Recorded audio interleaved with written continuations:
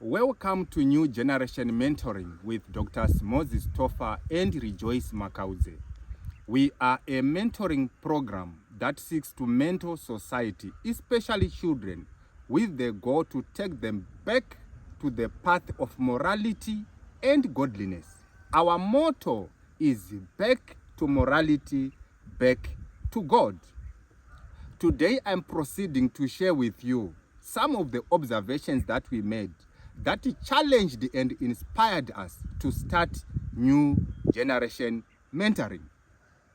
Now, if you look at society, you realize that some years ago, people used to have a culture of working hard in order for them to become rich and famous. They used ethical means to do that. But today, there are many people among us that are committed to using unethical means, immoral means, to gain riches and popularity, especially using social media. If you look at the state of social media today, it has become one of the major threats to the dignity and integrity and well-being of our children. Our children are being exposed to content that is harmful to them, content that introduces them to sexual and other forms of abuse, to violence and other forms of social vices. This is what is happening today. I will give you an example. In Zimbabwe, during holidays, I read stories about situations where children organize what they call vuzu parties. These are high-risk gatherings, usually involving minors. And what are they doing there? They are engaging in group sexual activities. They are taking drugs and alcohol. And usually they are organized using social media platforms. Now, if you follow what is happening in Zimbabwe, recently there's been a conversation about inappropriate content on social media platforms, especially Facebook. Some were condemning that content. I was amazed. I was shocked when I saw that there were others who were saying, no, there's nothing wrong with that. If you have a problem with that content, just scroll. And you must understand that some of the people who make such comments are actually parents. They are children who are under the guidance of such people. The question is, what are they teaching their children? These children are going to interact with other children. And they are going to share, values that are not good. Not because these children have a problem, but because of where they are coming from. So we don't only have a problem of parents who do not have time to sit down and guide their children. We have parents who have no capacity to guide their children, even if they have time. And then we have parents who have the commitment to take their children down a wrong path. There are parents who teach children values that are very wrong and immoral, and they are proud of that. This is happening in the world today.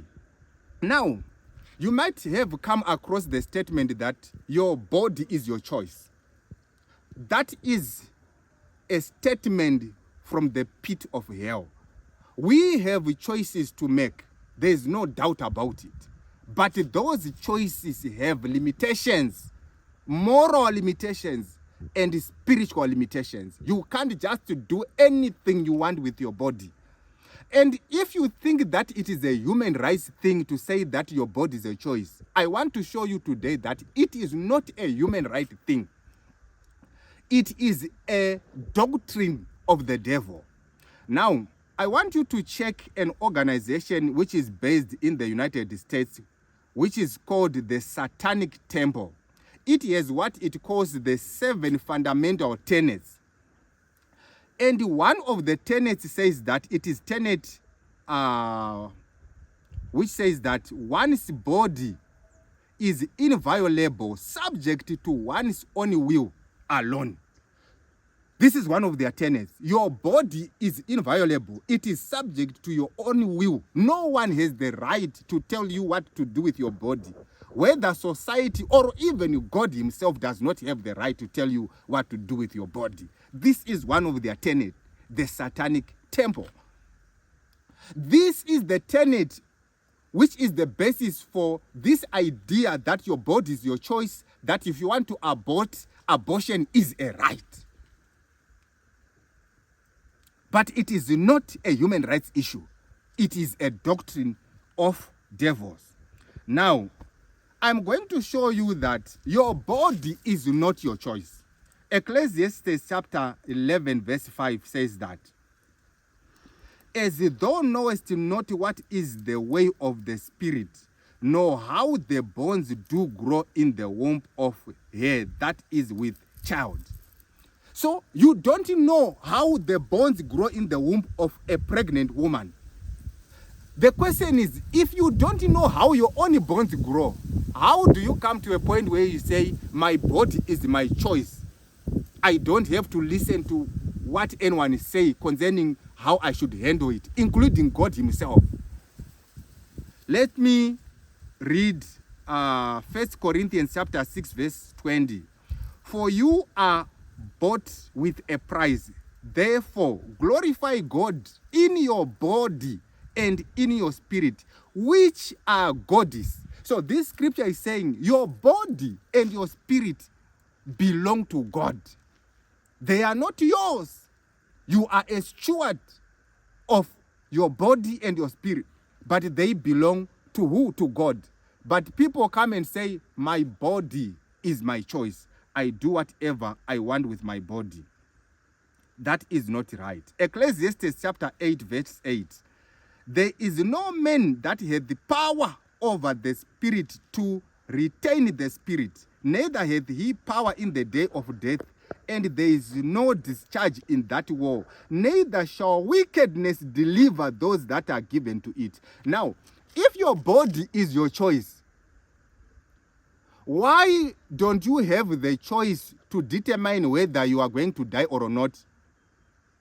So this scripture is saying there is no person who has power over the spirit. When the spirit wants to leave the body, you have no power to retain it to say, I'm not going to die. And it is saying that even the wicked people, the devil is not able to protect them from death. So the devil can influence you to do what is wicked and to say, my body is my choice, I do whatever I want with it. But he has no power to protect you from death. When death comes, it will surely take you away. It will take you away. So your body is not your choice. It is appointed unto men once to die, and after that the judgment. You will not say that I will not stand before the judgment seat of Christ because my body is my choice. Whether you like it or not, you are going to stand before the judgment seat of Christ. So we cannot allow our sons and daughters to be taught that your body is your choice. Do whatever you want with it. No one must say don't do this or that with your body. We are standing and say no to that as new generation mentoring. Now, if you look at what is happening in the world, recently Australia has banned, the use of social media platforms by children under the age of 16. And France is considering banning the use of social media by children who are under the age of 15 because they have realized the harm that social media is causing to our children. But I can assure you that these bans, they are important, but they are not going to be the ultimate solution. The ultimate solution is in mentoring our children, showing them the path to morality and godliness. That's what we want to do. That is what we have to do. So as new generation mentoring, we are establishing a mentoring program where we mentor both children and adults with the objective to take society back to the path of morality and godliness. So when we roll out that program, we are going to let you know so that you may enroll yourself, your children, and people that you care about, because we can't afford to continue on this path. And we say so unapologetically. We know that there are those who insult us, but we are targeting those whose conscience God is going to stay and say, no, the truth is that the world is going the wrong direction. There is a need for us to turn the corner. New Generation Mentoring with Drs. Moses Toffa and Rejoice Makauze. May God bless you.